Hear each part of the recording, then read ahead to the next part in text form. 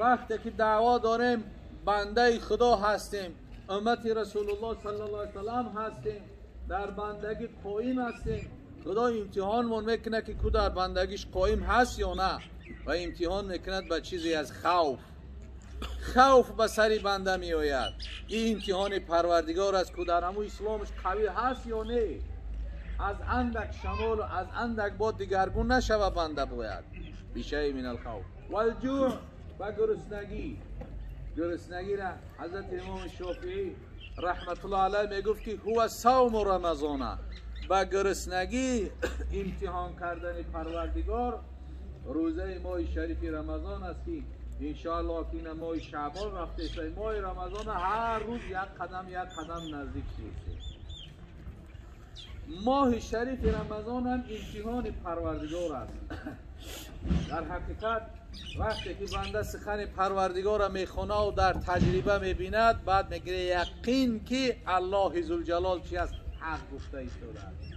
همین 10 روز، 1 ماه، 1 هفته پیش رمضان بعد یکی سر میشود. جلوت کم تبابت کردیسم، اگه تبابت رفتیسم باید برم دم بگیرم. ببینده 11 ماه در نه جلوت که تبابت کرد نه دم گرفت. 11 ماهی درست در کجا بودی؟ همین 1 ماه رمضان ده بعد پیش از رمضان سر می شود. طلبگاه چی است که یک فتوا بیام که فلانه گفت که خیر روزه طبخ کرد، این گندمم نادراویده مونده است، فلان مونده است، آهنگری کردیسم گرمه تشنه میشم. ببینده حیله را ببین، نیرنگ را ببین. همین پیش رمضان یک همین جمع میشن پرابلم. 11 ماه دیگر در کجا بودی؟ این چی خیلی ایمان و اسلام داری مسلمان. ببین خدا میگه با گرسنگی امتحان میکنیم. انانی گرسنگی ماه شریف رمضان است. بندش امتحان میکند که چقدر از سحر تا بگه خش گرسنه میموند یا نه، به خاطر الله.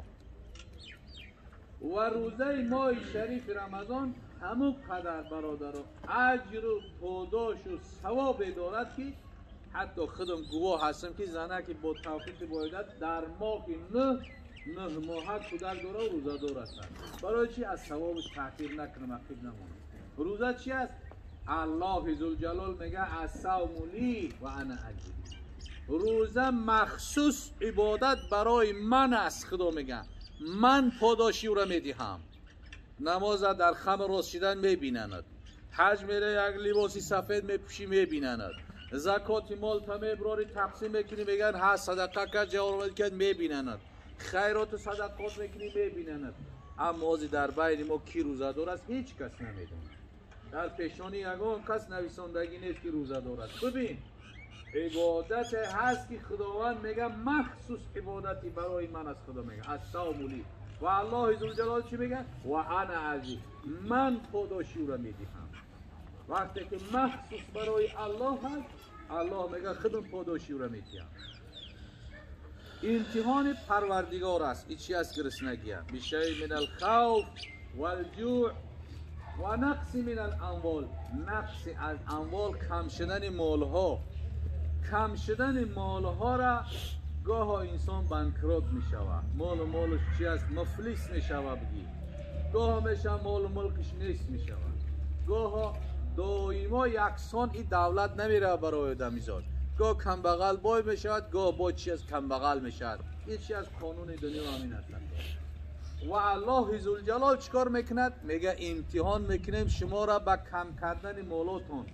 که بنده در حالت داراییش هست، در حالت ناداریش چی میشود؟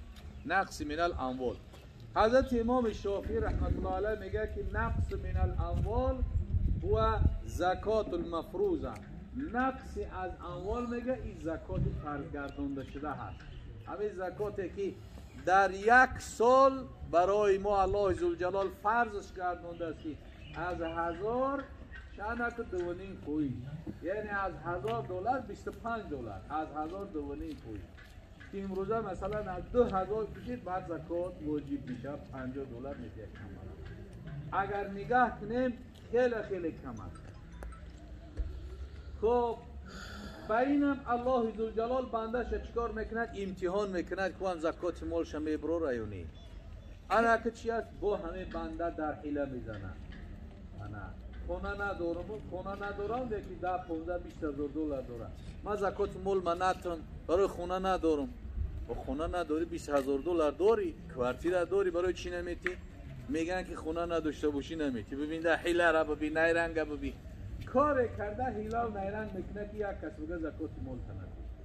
یا اینکه عشر زمین شد تا سال آینده را مرا نمیرسونه فلان بکا گفته.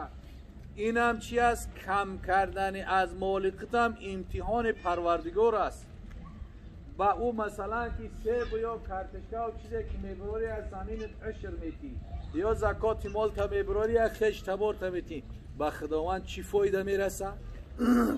با خداوند چی فایده میرسه؟ هیچی. پس فقط امتحان پروردگار است که شما را امتحان میکنیم با کم کردن مال. در دوام آیت الله ذوالجلال میگه ول انفس، نفس های شما را، جان های شما. گاه می شود که انسان پدرش گذشته می شود، گاه می شود مادر گذشته می شود.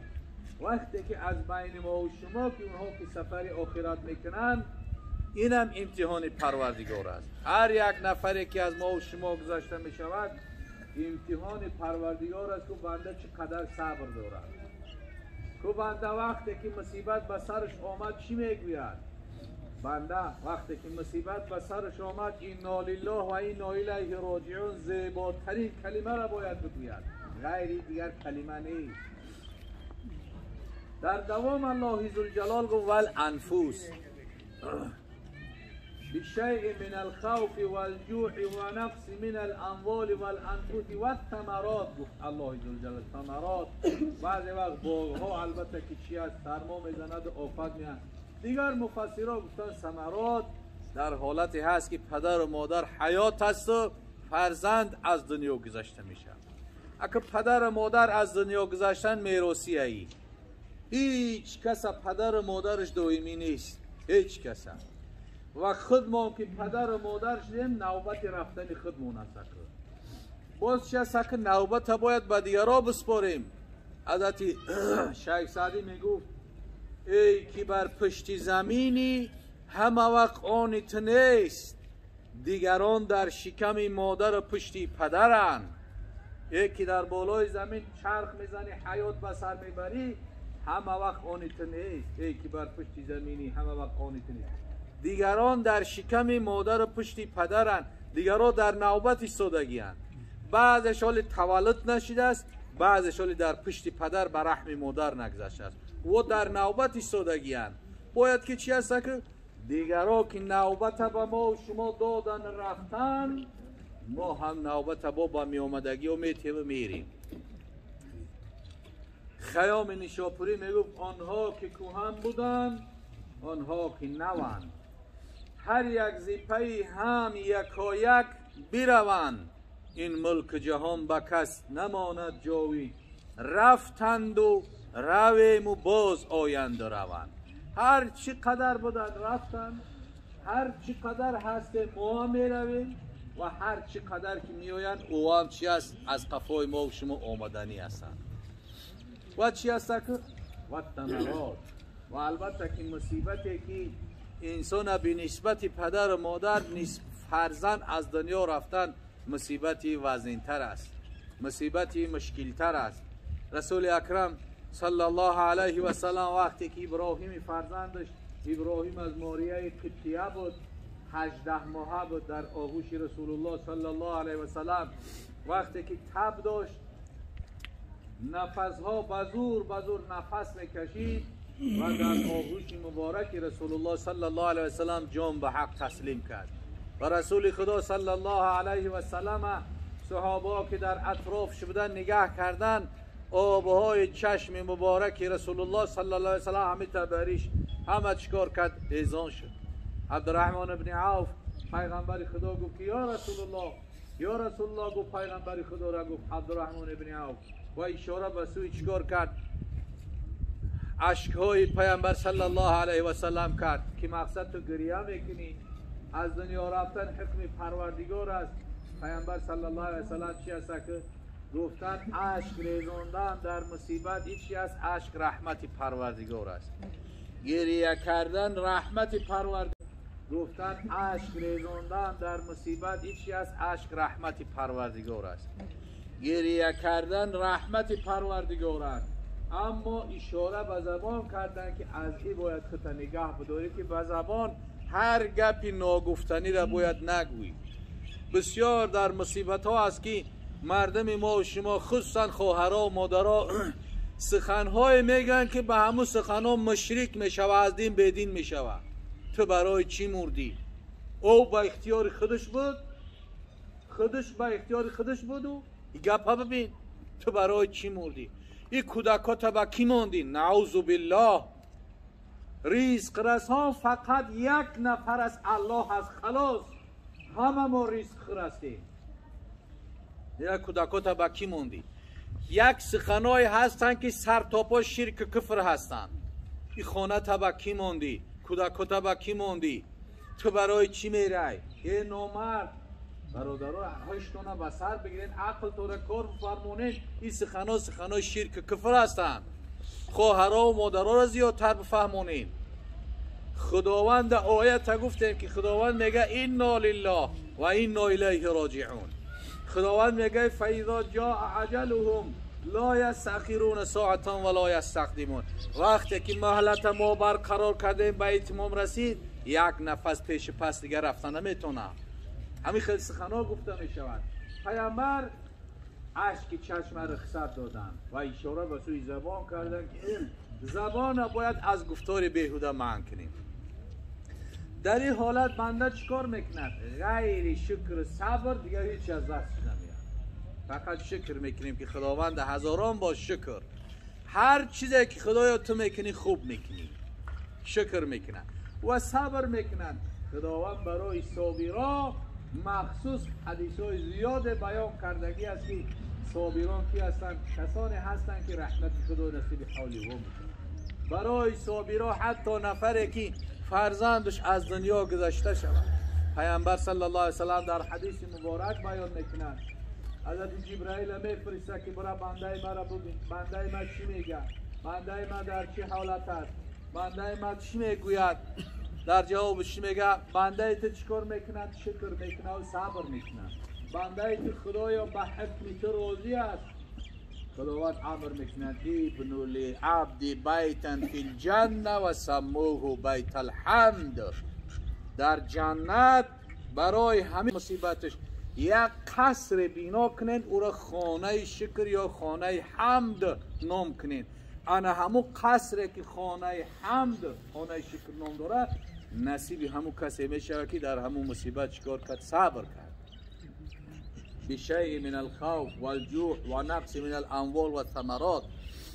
و در اخیر آیت الله ذوالجلال چی میگه؟ و بشر صابرین الذین اذا اصابتهم مصیبه. خداوند میگه خوش خبر بدی، مژده بدی همون صبر کنندگانی که وقتی که مصیبت به سر اونها آوردم در مصیبتی من صبر داشتن، در مصیبتی من صبر کردن. چی کار کردن؟ خدایا گفتن ما از حکم تو راضی هستیم. خدایا بر همه فرموده تو ما شکر داریم، صبر داریم، راضی هستیم. و بشر صابرین اذا اصابتهم مصیبه. وقتی که مصیبت به سرش آمد، او صابرین چی میگه؟ انا لله و انا الیه راجعون. ما همه خلق کرده الله هستیم و ما همه بازگشت ما فقط و فقط به سوی الله هست. ببین خداوند بشارت داد بنده های صبر کننده. و الله ذوالجلال مادر قاری علی خدا رحمت و مغفرتش کنه که خیلی صفتاش شنیدیم. بسیار مادری با توفیق، با هدایت، مادری متقی که جایی را ندیده بود، فقط شیست در خاندان تعلیم تربیه فرزندا کردن، در خاندان تلاوت قرآن، در خاندان ذکر خدا. الحال که قاری بیان کرده هر برآمدگیم میگه از قفام دعا میداد. اگه از این جواب کی دعا میده و چیکار میکنه؟ ببین یک نعمت بزرگ از دست داد. مادر که چی است مسلمان فرزنده را چیکار کرد؟ قاری تعلیم و تربیت کرد، فرزنده را اهل نماز کرد، فرزنده را اهل قرآن کرد. خوش به حال مادر که با در جنازش فرزند در صف نماز می ایسته و از دربار الله ذوالجلال در حق پدر و مادر طلب مغفرت میکند. خوشا به حال خیل پدر و مادر. وای بر حال او پدر و مادری که میبینی همتون در جنازه تابوت میمونن، از اون طرف 3-4 نفر دیگه دستا پیشی بر چخت ایستادن، نه طهارت داره و نه نماز پدرش و نه مادرش میخونه. از او خیلی فرزندان نبودنش بهتر است. اون پدر و مادر مثل یک بی صاحب بی فرزند از دنیا می رود. برای چی؟ رحم ندارد، انصاف ندارد، اسلام ندارد که در صف بسو از درگاه الله ذوالجلال در حق پدر و مادرش طلب مغفرت کند. وای بر حالی خیلی پدر و مادر. و خوش به حالی او پدر و مادر که فرزندش چیکار کرد؟ اهل اسلام و اهل قرآن کرد. فردا روز قیامت اومنا و صدقنا در محشر پدر و مادر دیده می شود که یک نور در گردن او، در روی او، در سر او چنان جیلا می دید که از تمام محشرگاه همه می بینند. مردم میگه اینا پیغمبر باشن، صدا میشن نه، یا از اولیاء الله باشن، نه اینا اولیاء هم نیستن، پیغمبر هم نیستن، یا شهدا باشن، نه یا شهید هم نیستن. میگه کی هستن؟ میگه صدا میاد که اینها کسانی هستن که در دنیا فرزنداشون قرآن خوان کردن، در دنیا فرزنداشون اهل قرآن کردن، قرآن خوان کردن فرزنداشون. کودک میده که دشنام حقارت یاد ندادن، کودک مرده که یک کار بیهوده و گپ بیهوده یاد ندادن، زبانش به کلمه الله عادت دادن، قرآن خوانش کردن، تعلیم تربیه دینیش کردن. انا همون پدر و مادر فضل درجه است.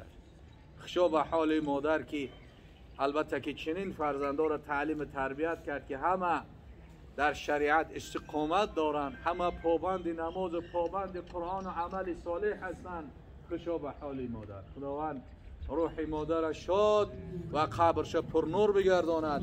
کلمه زیبای طیبه لا اله الا الله محمد رسول الله را بر روح مادر مرحومه پروردگار و رحمت و مغفرتش کن. همین چیزی که فرزند دلبندش دعا کرد خدایا در فردوس اعلی مکان مستقرش کن. آمین. حبیب دلها محمد صلی الله علیه و سلم به امتو تاکید کرده است این للجنة 100 درجه، جنت 100 درجه دارد. ما بین کل درجتین کما بین السماء و الارض. فاصله بین هر دو درجه جنت مثل فاصله بین زمین تا آسمان است. و الفردوس اعلاها، بلندترین درجه جنت فردوس اعلا است. منها تفجر الانهار الاربعه، همین 4 نهری که در جنت هستند سرچشمه هم از فردوس است، از فردوس جوش زده میبرویند.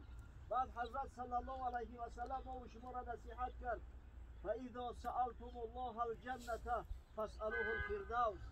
وقتی از خدای بزرگ طلب جنت میکنه همتون پس نگیره، طلب فردوس اعلا کنه. واقعا فرزند در حق مادر دعا کرد که خدایا مادری مرا، مادری مشتفر ما در فردوس اعلا مستقر گردان، در جایی که مکان انبیاء الله است، در جایی که مکان صدیقا و شهدا و صالحین است. و پروردگارا در عالم ارزق در خواب ناز و عروسی تا روز قیامت حفظش کن. آمین. پروردگارا با فرزنده و با پیونده و با قوم ها در این مصیبت یک صبر جمیل را ارزانی دار. خداوند با ما زنده ها را حیات اسلامی و مرگ اسلامی و فردا روز قیامت محشور گشتن تحت لوای محمدی صلی الله علیه و سلم نصیب روز. آمین. آمین. یا ربنا.